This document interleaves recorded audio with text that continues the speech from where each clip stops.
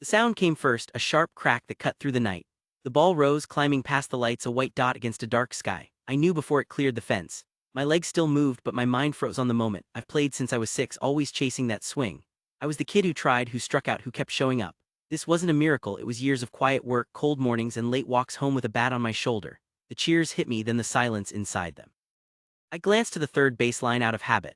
One chair stayed empty, the one I always looked for, the one that used to make me feel brave. This is a story about a first home run and the person who wasn't there when it finally happened. It is about youth baseball, small rituals, and grief that shows up between innings. It is about how a swing can carry more than a ball, and how the game can still hold you when your chest feels hollow. If you've ever waited for a moment that came too late, you'll get it. I finally did it, and everything changed in one breath. Starting out, my awkward beginnings in Little League, I did not show up as the kid who crushed baseballs. I showed up as the kid with baggy pants, a helmet that wobbled, and a bat that felt too heavy. Dad walked me to the field like it was our second home. He'd smile and say the same line every weekend: "One day you'll hit one out." I believed him because he believed it first. What came next was not magic. It was awkward swings, sore hands, and quiet drives home where Dad and I broke down the day like a post-game show. He never made me feel small. He just kept showing me where to put my feet and how to see the ball. Those endless practice sessions that built my confidence. Practice felt like a loop. Same drills, same dusty field, same old tee with a crack in the base. But those tiny wins stitched together into something bigger, even if it took a while to notice. Tee work. Dad set the tee at my front hip, then middle, then inside. He wanted me to learn contact first. Hit it clean, hear it pop, watch it jump. The ball started to sound different when I squared it up. Not a thud, a real crack, like wood waking up. Soft toss. He kneeled on one side, flicking balls into the zone. I learned to keep my hands tight and drive the ball where it came from. When a line drive smacked the chain link fence, it rang like a bell. That sound stuck with me. Batting cage nights, we fed tokens into a machine that felt like it judged me. Early on, I chopped over the top and fouled off everything. Then one night I found the rhythm. Back heel planted, eyes still, hands through. Ping after ping echoed in the middle cage. My palms burned, but I did not want to stop. Footwork and timing. We chalked a box in the dirt at the park. I practiced loading into my back leg and getting that first step on time. When the timing clicked, the swing felt lighter. The ball left faster. The best part was the small moments that felt huge. The first clean barrel to center when the ball looked bigger, like it slowed down just for me. The time I hit 3 in a row to the same spot in right center, and Dad said, "That's your gap." The night the bat felt like an extension of my arms, not a weight I was dragging. Confidence did not arrive with a speech. It crept in with the sounds and the feel, the crack under the lights, the cage ringing, the scuff of dirt under my cleats. Every rep fed the same quiet dream. Hit one clean, hit one high. Someday hit one out. I went home tired, sweaty, and happy. We wiped dust off the bat with an old towel in the trunk. Dad would say, "That swing is coming along." I kept that sentence with me like a grip I would not lose. Overcoming the first big setbacks on the field, early games were humbling. I struck out looking more than I want to admit. I chased junk in the dirt because it looked shiny. I lost fly balls in the lights and wore one off the wrist. Every kid who plays sports meets this part. You think you are ready, then the game reminds you to keep your head down and your mouth closed. One game sticks with me. It rained all morning and they still made us play. The infield was a swamp and the ball died in the mud. I slipped rounding first and face planted. The other team laughed and I laughed too, but it stung. We lost by a lot and every at-bat felt like swinging a bat made of wet towels. Dad met me at the fence with a jacket and said, "Tough days count, you showed up." Then there was the bench. Coach tried to be fair, but I sat more than I started. Watching from the dugout is its own skill. I learned to track the pitcher, call out counts, and study swings. When I finally got a pinch hit shot, my heart pounded so hard it felt like I had no air. I tapped the plate, looked at the pitcher, and reminded myself, "See ball, hit ball." I fouled the first pitch and almost spun myself into the dirt. The second pitch I stayed in and poked a single over short. It was not flashy, but I felt taller jogging to first. Other hits did not come easy. I had a stretch where I could not square anything. Every practice felt like a test I was failing. What helped was routine, one thought per at-bat: see it early. That was the only cue I allowed. Reset after bad swings. Step out, breathe, one tap on the plate, back in, find the smallest win. A hard foul is still timing. A long at-bat still helps the team. The truth is, youth sports are a mix of sticky Gatorade hands, cracked lips in cold wind, and learning to keep going when it gets weird. Some days you hit, some days the ball finds your shins. The kids who stick around are not always the stars. Often, they are the ones who take the next swing after a rough one. Every setback pushed me back to the tee and the cage. The rainy loss made me want to plant my feet stronger. The bench taught me to pay attention. The strikeouts made the clean contact feel like music. Those early years did not give me a highlight reel. They gave me habits: show up, do the boring stuff, trust the small wins. When the night finally came and the ball lifted into the dark, it felt like a reply to every muddy inning and quiet car ride. I had been building toward that swing since the first awkward practice. I just did not know it yet. The guiding force behind my love for the game. Baseball never felt like a chore with Dad. It felt like our place, a small, dusty corner of the world where time slowed and the noise faded. He brought me to the park when I could barely lift a bat. He never chased big speeches. He gave me small habits that stuck. The old glove he handed down to me creaked like a door and smelled like leather and grass. It fit my hand and felt like a promise. He is the reason I kept playing this year even with the empty seat. When I grip that glove I hear him again. Short lines, quiet coaching, the kind that sticks when the lights come on and the count runs full. Lessons from Dad's old glove and wise advice. Dad's glove lived in the trunk for years. The pocket was deep and smooth like it had its own memory. He'd slap it against his thigh and say, "You hear that? That's ready." Then he would toss me a ball under a yellow park light and give me the same 3 rules: keep your eyes on the ball.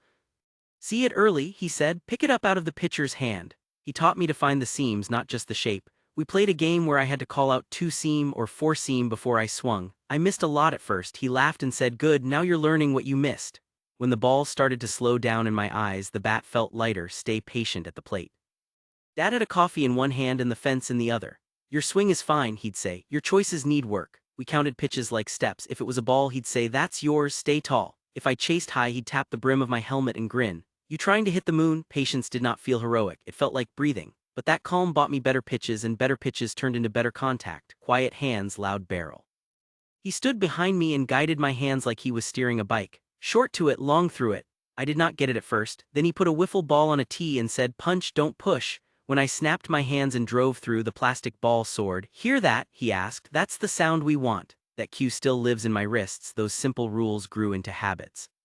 He liked routine, so we built one together. Warm up with that old glove, 5 quick flips, 5 forehands, 5 backhands, 3 deep breaths before every round of swings, 1 swing thought only, never 2. Usually it was see it early. Kept a scoreboard in the dirt with a stick. 10 swings, 8 clean, we'd circle the best one. If I pulled off, he would point at right center and say, "That's your lane." He said that for years. Right center is your friend. The night I finally hit one out, I sent it there. It felt like I dialed an old number and Dad picked up. Some lines are pinned in my head like notes on a corkboard. "Your feet tell the truth." He watched where I landed. If I spun early, he would nod and say, "You're rushing it." When I stayed grounded, he gave me that small smile. When the first strike. I took that to heart. I learned that a good first pitch can change the whole at bat. Never give away an out. Even foul balls had value if they came from a good swing. He turned practice into small moments that felt like our own jokes. He'd roll a slow grounder and yell, "Game 7. If I booted it, he would clap and say, "Nice recovery, now get the out." He'd kneel for soft toss and mumble, "Back hip, back hip." When I finally drove one deep, he stood and said, "There you go, that's your swing." Also had tiny rules that worked like anchors on nervous days. Shoes tied tight, no flopping laces, no excuses, breathe at the plate, 1 breath, 1 look, 1 swing thought, finish high, hands up through the zone, eyes where the ball went. I can hear his voice in quick clipped lines, the kind that settled me down, head still. "See it, hit it, you're fine, next pitch." That old glove still feels like a handshake. I keep it in my bag even if I use a newer one now. When I slip it on, the pocket finds the ball like it always did. It reminds me that simple work builds big moments. It reminds me who stood by the fence and taught me to love the game. Key takeaways I carry every time I step in: see it early. Find the ball out of the hand, own your zone, be patient and pick your pitch short and through. Quiet hands, drive the barrel, trust right center, aim for the gap, let the ball fly. These are not just tips, they are a map. They got me from a wobbly helmet and a heavy bat to a clean swing that finally cleared the fence. And when the crowd went loud, I still heard the soft part first.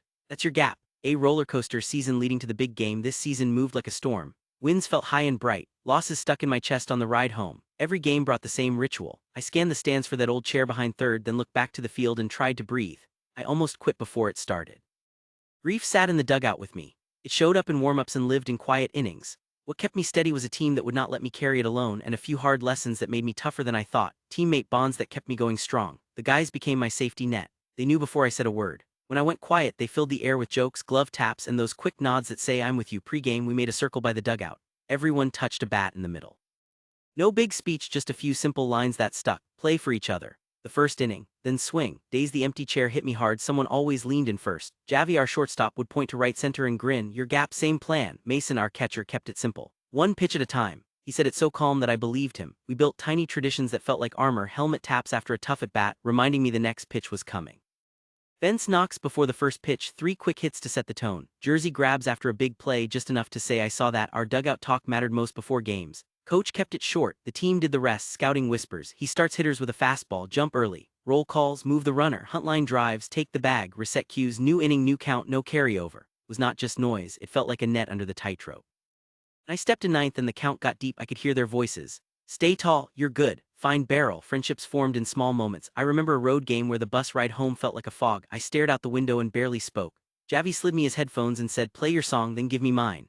We traded tracks and stared at the dark. No advice, no fix, just quiet. That helped more than I expected. Baseball can be loud. Our team made space for silence too. That balance kept me going until the night the ball finally jumped and I felt every hand at my back, pushing through injuries and doubts mid-season. Mid-season I sprained my wrist on a check swing. It looked small but it messed with everything. I could not turn the barrel the same way. Simple catches stung. I taped it tight and tried to act fine. I was not fine. The trainer called it a mild sprain. Ice, rest, and patience. I hated the last word. Sitting in the dugout felt like watching someone else live my season. I started to doubt the swing I built. I tried to muscle the ball and made it worse. We made a plan that saved me ice and compression after practice, 15 minutes on, 15 off, grip work with a light stress ball, slow squeezes, then holds, tee rounds with half swings focusing on path, not power.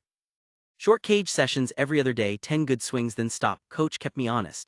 Quality over count, he said, you're not proving anything today. That line cut through the noise. I learned to leave the cage wanting more, not limping out. Mentally the injury forced me to simplify. I picked one cue and stuck with it, see it early. I stopped chasing the big fly and aimed for hard contact to the gap. Right center felt like a friend again. The ball started to jump off the bat without pain. Doubt still crept in during games. I handled it with a quick routine: step out and breathe once, tap the plate, eyes on the pitcher's hat, pick a letter on the jersey and lock in, say one word in my head early. Pain can teach you patience if you let it. I learned to trust small wins. A clean single felt like progress. A 9-pitch walk felt like a trophy. My teammates noticed. Mason patted my back after a long at bat and said, that's toughness.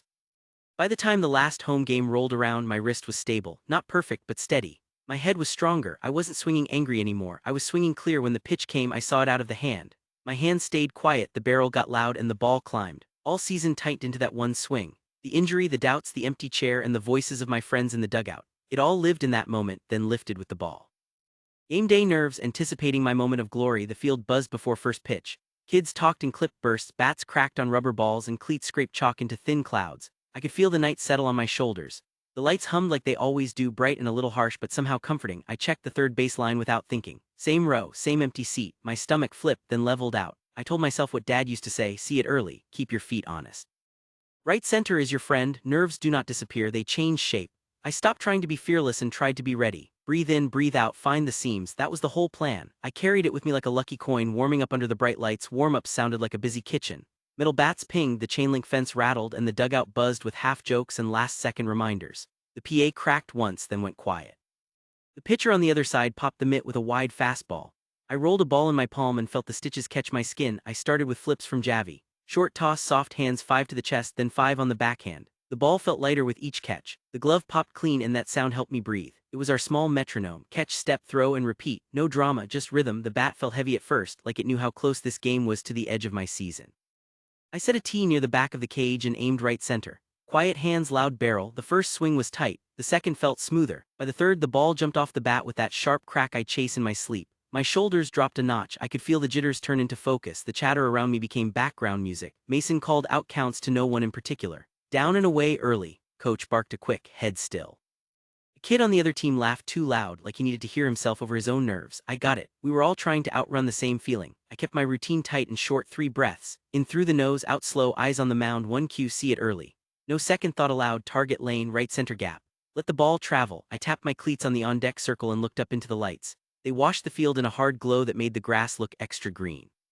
The dirt held the day's footprints, little maps of every player who had stood where I stood. I thought about Dad, hands on the fence, coffee gone cold, eyes sharp. For a second I heard him, you're fine. Next pitch, something shifted. I stopped trying to prove anything. I wanted clean contact, not drama. The swing in my head felt simple, short to it, long through it. I pictured the ball as a bright coin dropping into the zone. I had to meet it, then send it on its way. A few last flips. Few last pings off the bat. My teammates knocked the fence twice, our quiet signal to lock in. I stepped to the edge of the dugout and let the noise roll over me. The night was big and humming, but my world had narrowed to the pitcher's hand and a white blur I planned to track like a hawk. The nerves were still there. They just had a job now, the swing that changed everything. Hitting my first homer, I did not go up there hunting glory. I went up there to end an inning clean and get us back on defense. 2 outs, last home game, batting ninth like always. The empty chair behind third sat in my side vision, quiet and heavy. I took a breath, found the seams, and let my body do what it knew. The pitch came in belt high. My hands stayed quiet, my feet honest, and the barrel found the middle. The sound was sharp and clean, a crack that clipped the air and made everything go still for half a second. I did not think, I watched. The ball started to climb and my heart did the same. That perfect crack in the ball's flight path, that crack is a small miracle of timing. The sweet spot met the ball square, not on the tip or near the hands. I felt almost no sting, which told me I caught it flush. The bat did not shove the ball, it kissed it then whipped through. Here's what my brain replayed later when the noise faded and I could breathe. Contact point out front by a few inches, not too far. Early and I roll it, late and I slice it. This one was on time. Launch angle, not a pop-up, not a low liner. Somewhere in that clean middle where it climbs fast. The ball left my barrel with just enough tilt to carry. Backspin, the seams grabbed the air and worked like wings. Backspin holds the ball up, keeps it riding instead of diving. Direction right center my lane. I did not try to pull, I trusted the path Dad preached. Let it travel, drive it where it wants to go. Bat speed, not frantic. Smooth then quick. Speed at the right time beats raw muscle. Watching it felt like watching a kite catch a steady breeze. It rose, it leveled, then it kept going. The white dot cleared the lip of the fence and clipped the dark like a small moon. The crowd sound hit late, a half second behind the crack like thunder after lightning. Simple physics met simple faith. The ball left the bat hot, the backspin pushed against gravity and the angle did the rest. My legs moved on their own but I barely felt the dirt. First base was a blur, second was a breath. By third, I looked at the empty chair and felt something in my chest pull tight and then let go. A few cues made that swing possible.